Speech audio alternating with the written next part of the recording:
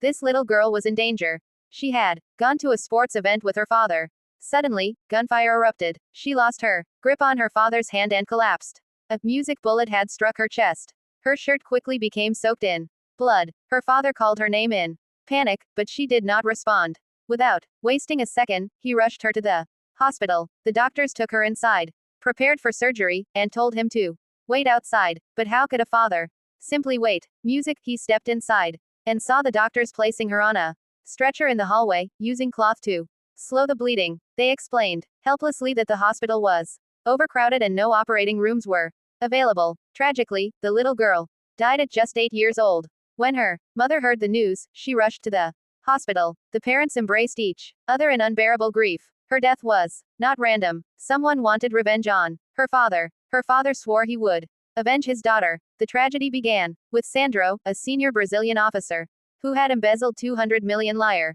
The girl's father, Officer Miguel, had personally arrested him. However, Music, the police chief, had been bribed, and due to so-called lack of evidence, Sandro was released. Enraged, Music, Sandro ordered an attack on Miguel's daughter. Corrupt officials had also stolen funds meant for hospitals, leaving the facility without proper surgical capacity. Miguel's daughter died because she did not receive timely treatment. After his release, Music, Sandro boldly held a press conference and announced his campaign for the Brazilian presidency. Hundreds of protesters gathered, holding banners and demanding justice. Miguel, wearing a hooded jacket, blended into the crowd with one goal in mind. He was ready to sacrifice his own life to take revenge. Before he could act, officers guarding Sandro beat him in the street.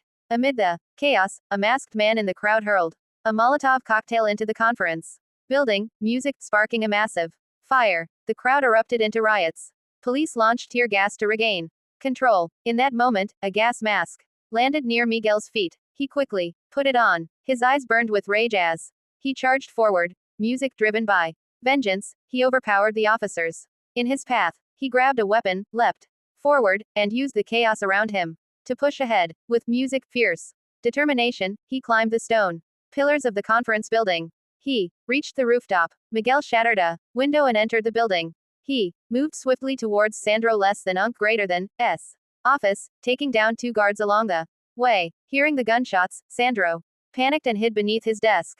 Miguel kicked the door open. He seized Music, Sandro by the collar and dragged him out. Sandro was so terrified that he lost control of himself and stammered, "Did someone pay you to kill me? I will pay you 10 times more. Just let me go." Miguel remained silent. He struck Sandro hard across the face, sending him crashing against the desk. Then he lunged forward and unleashed a brutal series of punches. Music, blow after blow, landed on Sandro's head, breaking his nose and jaw. Blood poured from Sandro's mouth as he collapsed. The final looter left him lifeless on the floor. Miguel, wounded during the fight, returned to his hidden shelter.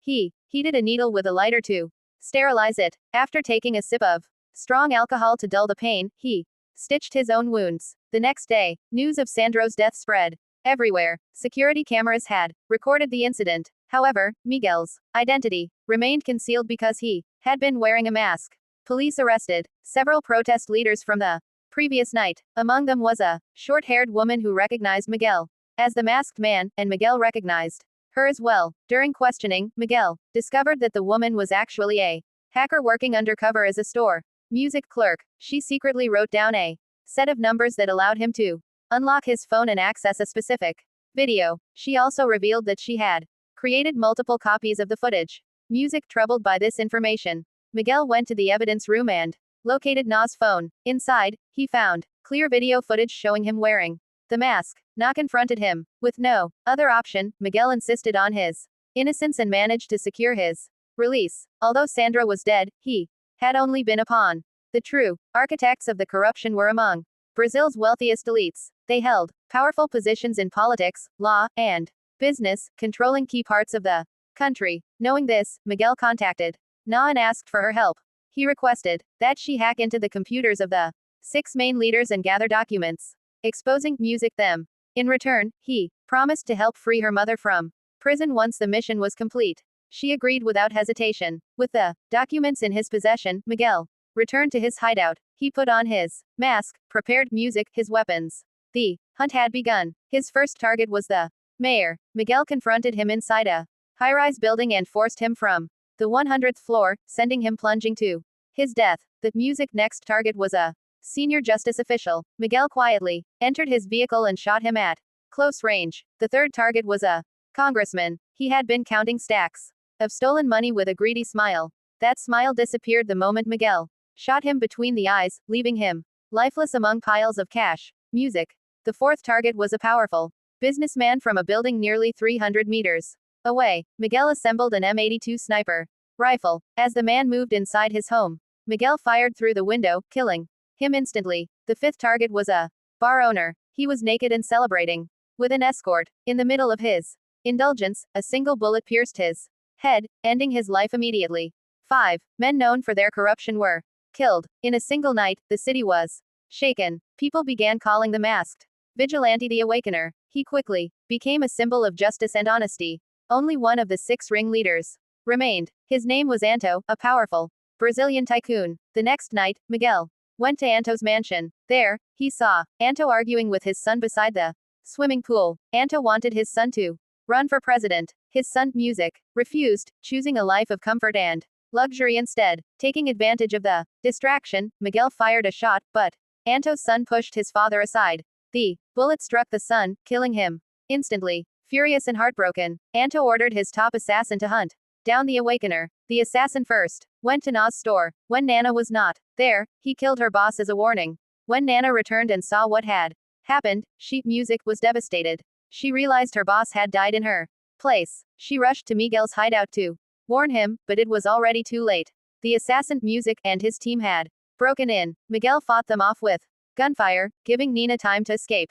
He removed his mask, changed his appearance, and hid in the bathroom. A mercenary entered. Miguel struck him with a sudden kick. A second kick knocked him down. A third strike sent his weapon flying. The mercenary pulled out a knife and attacked. Miguel grabbed his wrist, disarmed him, and twisted his arm until the joint snapped. He then kicked him into a sewage music pit. The mercenary tried to climb back out and lunge again. Miguel picked up a gun and shot him dead. Meanwhile, the assassin captured Nana as she tried to escape through the back door. Miguel aimed at the assassin and demanded that he release her. The assassin refused and used her as leverage. He forced Miguel into a terrible choice. Miguel was ordered to eliminate Anto's rival in the upcoming presidential election. For Anto, power mattered more than his own son's life. With no other option, Miguel reluctantly agreed. A few days later, the rival candidate's official campaign event began. Miguel descended from the rooftop. He knocked out a police officer and slipped in through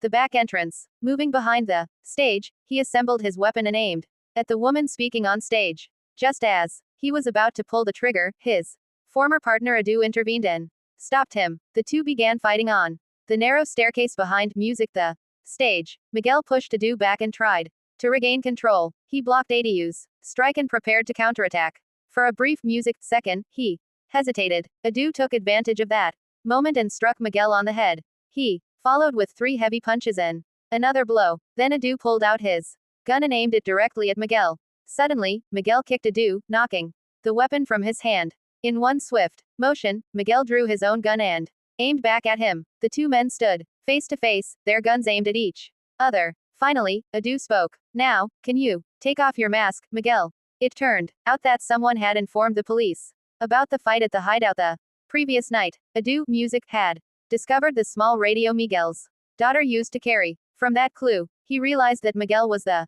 Awakener. Miguel slowly removed his mask. Adu scolded him, saying his actions made him no better than the corrupt officials they were fighting. Do not let evil consume you and turn you into a murderer, Adu warned. Miguel responded with anger. Tell me, Adu, why did we become police officers? To uphold the law, right? He grew even more furious. Uphold the law. Is that what you did? Those corrupt officials are still walking free. Adu avoided the question and aimed his gun at Miguel's head. Think about your daughter. Killing them will not bring her back. Without another word, Miguel pulled the trigger. The live broadcast cut off instantly. The mastermind watching the stream immediately called Miguel to confirm whether the mission had been completed. Meanwhile, Nana seized her chance to escape. She grabbed a broken light bulb and stabbed the assassin in the stomach. During the struggle, she accidentally fired his gun. The assassin was killed on the spot. Miguel was later arrested, not for attempting to kill the woman on stage, but for being the masked vigilante known as the Awakener. Music. During this time, Antero used his influence and powerful connections to secure music the presidency. Later, a police officer escorted Miguel to an interrogation room. The police chief, Music, had secretly ordered the officer to eliminate him. In exchange for Antero's political support, the chief had agreed to remove Miguel as a future threat. The officer assigned to the task was ruthless. Music. He held a gun in one hand and pressed his foot against Miguel's waist. In a swift move, Miguel looped his handcuffs around the officer's neck. He struck the gun away with his knee. Then, he pulled tight on the cuffs, strangling the officer and ending the fight quickly. Miguel stole weapons from the music station and put on his familiar mask once again. Alone, he entered the underground parking area of the presidential building. He swiftly eliminated 2 guards from the upper level. He lowered himself by hooking his legs around a ceiling beam and took down another guard. Then, Music. He charged down the hallway with a gun in each hand. Antero panicked. The wine bottle slipped from his hand and shattered on the floor. He ordered his secretary to lock the door to trap Miguel outside. At that very moment, Miguel fired through the door, killing the secretary. When he pushed the door open, Antero shot him, hitting his chest and Music shoulder. Despite his wounds, Miguel continued moving forward toward Antero, relentless and unstoppable. When Antero ran out of bullets, he cursed Miguel for being so stubborn while desperately trying to reload his weapon. Miguel remained silent. He slowly removed his mask and fired a single shot straight between Antero's eyes. At that moment, more than 20 guards rushed in behind him. Miguel calmly pulled out a detonator. Without hesitation, he pressed the music button. A massive explosion tore through the presidential building, reducing it to ruins. The next day, firefighters searched through the wreckage. All they found was a mask lying among the debris. There was no sign of Miguel's body.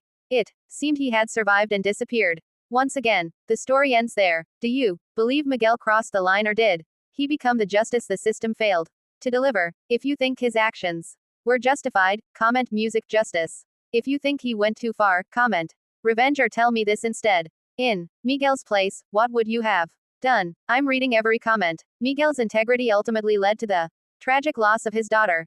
Corruption and bribery had stripped the hospital of the resources needed to save her life. With less greed and more compassion, this tragedy might have been prevented. That is how the film concludes.